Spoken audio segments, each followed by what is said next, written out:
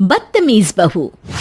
सभ्यता से भरपूर शास्त्री परिवार की इकलौती बेटी मोहिनी को बचपन में ही पढ़ाई के लिए विदेश भेज देते हैं, जहां से वो सालों बाद ग्रेजुएशन पूरी करके इंडिया वापस आती है, जो अब संस्कार, सभ्यता, संस्कृति जैसी चीजों से कोसों दूर होती है। एक सुबह मोहिनी शॉर्ट ड्रेस पहने, कानों में हेडफोन लगाए जोर जोर से इंग्लिश गाने गाती हुई घर में घूम रही होती है। सुबह सुबह भगवान का नाम लेते हैं, राक्षसों की तरह चिल्लाते नहीं। पॉप्स, आपको अच्छे गाने की बिल्कुल समझ नहीं है, so take a chill pill. अरे मोहिनी, पापा से ऐसे बात करते हैं क्या? सारी तमीज भूल गई हो। ओह मॉम प्लीज, इतनी बड़ी भी कोई बात नहीं हुई, सो डोंट ओवररिएक्ट। ऐसे ही दिन बीतते हैं जिसमें मोहिनी के तौर तरीके, रहने और बात करने का ढंग उसकी मम्मी पापा को परेशान करने लगता है। भला कोई मानेगा कि ये मेरी बेटी है? रीति रिवाज और संस्कारों से तो इसका दूर दूर तक कोई नाता नहीं, और अब तो लगता भी नहीं कि कभी होगा। अरे ऐसे कैसे नहीं होगा? लड़कियां सारे नखरे अपने माँ बाप को ही दिखाती है। ससुराल जाकर उन्हें सब कुछ करना भी पड़ता है और मानना भी।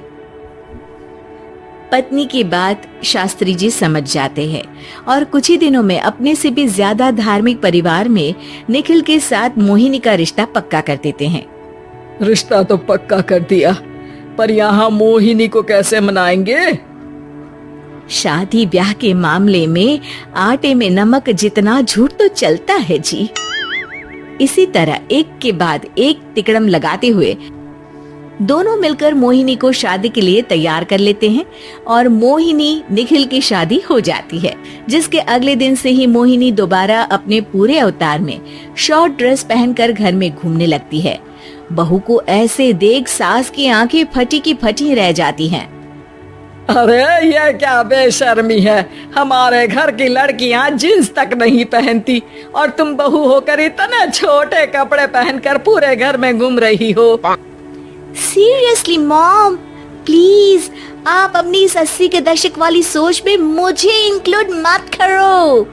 हाय तौबा, एक तो बेशर्मी दिखाती है, ऊपर से सास के साथ जुबान भी लड़ाती है। अरे जल्दी कपड़े बदल कर आ, घर की पहली आरती तुम्हें ही करनी है। इतनी देर में निखिल भी वहाँ आ जाता है। माँ, पापा आने वाले हैं, पूजा का सारा सामान तैयार है ना? ये पूजा हमेशा मेरे बॉयफ्रेंड्स के पीछे पड़ी रहती थी और अब हस्बैंड के पीछे भी आ गई। मोहिनी की बातें सुन सास तो अपना सिर पकड़ लेती है, लेकिन निखिल किसी न किसी तरह उसे पूजा के लिए कन्विंस करके कपड़े चेंज करने के लिए भेज देता है, जिस पर पूजा खत्म होने के बाद वो एक बार फिर अपनी शॉर्ट ड्रेस में आ जाती है। बहू, ये क्या तरीका है? संस्कार नाम की कोई चीज है या नहीं? नहीं ससुर जी, संस्कार मेरा दूसरा बॉयफ्रेंड था, अब तो मेरा उससे कोई कांटेक्ट नहीं है। मोहिनी का जवाब सुन के ससुर तो भगवान नाम जपते वहाँ से चले जाते हैं, लेकिन सास बहू के बीच कहासुनी फिर शुरू हो जाती है, जिसे इग्नोर करते हुए मोहिनी घर से बाहर चली जाती है और देर रात घर वापस आती है। मोहिनी, मैं जानता हूँ कि तुम विदेश में रही हो और तुम्हें वहीं की आदत है, पर यहाँ चीजें कुछ अलग है। अगर तुम उस हिसाब से कुछ एडजस्ट कर लो तो सबके लिए सही हो जाएगा। I am not in a lecture mood. Good night. अगली सुबह मोहिनी देर से उठकर एक बार फिर उसी तरह सबके सामने आती है, जिस पर उसके सास कुछ बोले उससे पहले ही मोहिनी की दोस्त मोनिका और रेचल वहाँ आ जाती हैं। Oh hi darling, how are you?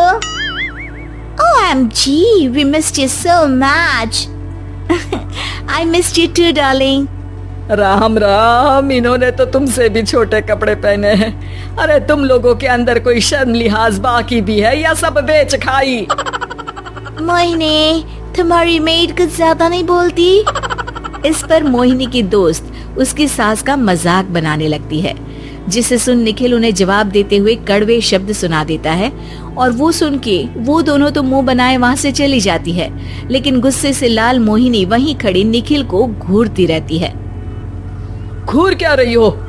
तुमसे शादी की ये सोचकर कि विदेश में पढ़ी लिखी हो, घर में कोई पॉजिटिव चेंज लाओगी, अपनी करियर के लिए एम्बिशियस होगी, पर अपने इस बिहेवियर से उस पढ़ाई के साथ साथ अपने मम्मी पापा के नाम को भी डुबो रही हो।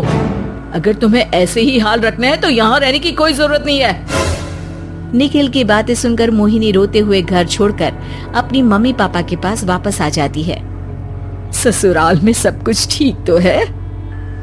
वो अपने आप को समझते क्या है? मोहिनी पर चिल्ला रहे हैं? मैं क्यों उसके इशारों पर चलूं? मैं अपनी लाइफ अपने तरीके से जीना चाहती हूँ और वो ना आप लोगों को मंजूर था और ना ही उन्हें है।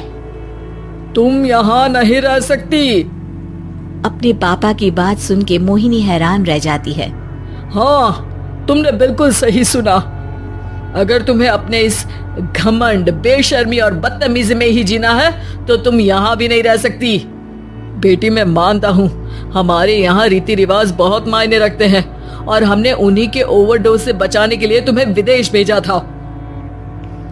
एक लड़की जो शादी करके घर और बच्चे संभालती है, उससे तुम अपने आप को ज्यादा समझ सको इसके लिए भेजा था। तुम उससे ज्यादा समझो और बनो, पर तुम तो किसी दूसरी ही ट्रेन में चढ़ गई बेटा। उसके मम्मी पापा बहुत देर तक मोहिनी को सारी बातें समझाते हैं, जिन्हें सुनकर मोहिनी को अपनी गलती का एहसास होता है। वो जॉब ज्वाइन कर लेती है और ससुराल वापस आकर उन्हें मॉडर्न बनाती है और खुद भी कुछ रिवाज सीखते हुए खुशी से रहने लगती है।